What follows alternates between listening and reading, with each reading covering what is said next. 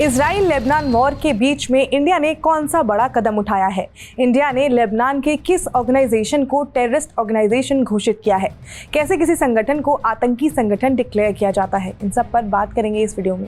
Hello, मैं हूं स्वर्ण और आप देख रहे हैं स्विच। अभी इजराइल और लेबनान के बीच में जंग चल रही है जो हर दिन बढ़ते ही जा रहा है। अब तो इस वॉर में ईरान भी डायरेक्टली इन्वॉल्व हो चुका है। इस बीच इंडिया के होम मिनिस्ट्री ने लेबनान की हिजबुत तहरीर को टेररिस्ट ऑर्गेनाइजेशन घोषित किया है। इस ऑर्गेनाइजेशन का हेडक्वार्टर जो है वो बेरूत में है, जहां पर हिजबुल्लाह का भी हेडक्वार्टर है। इंडिया ने यूएपीए के तहत इस ऑर्गेनाइजेशन को टेररिस्ट ऑर्गेनाइजेशन डिक्लेयर किया है। इस ऑर्गेनाइजेशन का ऑब्जेक्टिव दुनिया के जितने भी डेमोक्रेटिक जो देश हैं उन पर कब्जा करना है, जिसके लिए वो वहाँ के युवाओं को रेडिकलाइज करते हैं, जिस वजह से दुनिया के कई देशों ने इस ऑर्गेनाइजेशन को बहुत पहले ही आतंकी संगठन बताकर बैन कर दिया था। होम मिनिस्ट्री ने नोटिस जारी करके बताया कि अनलॉफुल एक्टिविटीज प्रिवेंटिंग एक्ट 1967 के तहत इस ग्रुप को आतंकी बताया गया है, क्योंकि इनका मकसद जो है वो जिन देशों में डेमोक्रेसी है उन्हें इस्लामिक स्टेट बनाना है। तो अब हम ये भी जान लेते हैं कि ये ग्रुप है क्या, इसे क्यों और कब बनाया गया था।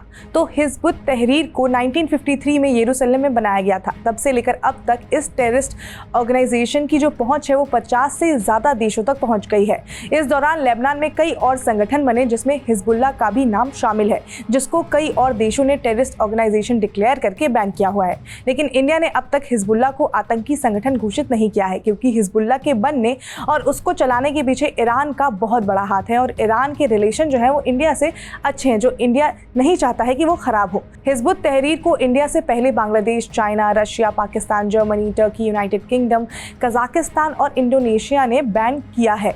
इसके अलावा अरब कंट्रीज के भी कई देशों ने इसको बैन किया है, लेकिन ये बैन जो है वो बीच बीच में हटाया भी गया है। लेकिन इस लिस्ट में अब इंडिया का नाम भी शामिल हो गया है। लेकिन इंडिया के इस स्टेप के बाद अब सवाल ये उठ रहे हैं कि क्या आगे आने वाले टाइम में इंडिया वेस्ट एशिया के और संगठनों पर भी सख्ती बरतेगा?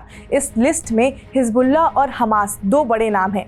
ये सवाल इसलिए भी है कि 7 अक्टूबर 2023 को हमास ने इजराइल पर जो हमला किया था, इंडिया ने आधिकारिक रूप से उसे आतंकी हमला करार दिया है और इन दोनों संगठनों को कई देशों ने वैसे भी बैन किया हुआ है। लेकिन इंडिया ने इन्हें अभी तक ऑफिशियली टेररिस्ट ऑर्गेनाइजेशन नहीं कहा है। और यहाँ आपके लिए जानने वाली बड़ी बात यह है कि हिजबुत तहरीर को बांग्लादेश ने भी बैन किया हुआ है। हालांकि इस ऑर्गेनाइजेशन की पकड़ बांग्लादेश में बीते कुछ सालों में काफी ज्यादा मजबूत हो गई है। हम सब जानते ही हैं कि बांग्लादेश में बीते कुछ महीनों में क्या कुछ हुआ है, कैसे वहां पर तख्ता पलट हुआ, कैसे फिर वहां पर अंतरिम सरकार बनी और उस सरकार की इंडिया के साथ किस तरह के रिलेशन है। अब आप सोच रहे होंगे कि हिजबुत तहरीर का बांग्लादेश से क्या कनेक्शन है। तो इस ऑर्गेनाइजेशन ने बांग्लादेश के अंतरिम सरकार से रिक्वेस्ट किया है कि उनके ऊपर जो ये बैन लगा हुआ है उसे बांग्लादेश सरकार जो है वो हटा दे।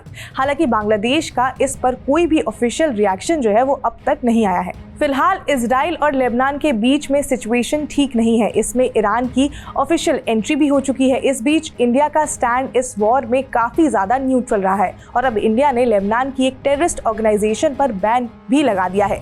तो मिडल ईस्ट में जिस तरह के हालात हैं उससे जियोपॉलिटिकल सिनेरियोज काफ़ी ज़्यादा बदल रहे हैं। अब देखना ये होगा कि इसमें आगे क्या होता है। तो इस मामले में जो भी अपडेट आएगा हम आप तक पहुँचाते रहेंगे। उसके लिए आप जुड़े रहिए स्विच के साथ। इस पूरे मामले पर हमने कई और एक्सप्लेनर्स किए हैं और आगे आने वाले टाइम में जो भी अपडेट आएगा हम उस पर और एक्सप्लेनर्स करते रहेंगे। लेकिन उसके लिए आपको स्विच को सब्सक्राइब करना पड़ेगा। और इसके साथ ही साथ अगर आपको ये वीडियो इन्फॉर्मेटिव लगी हो तो लाइक करें, शेयर करें, सब्सक्राइब करें स्विच को।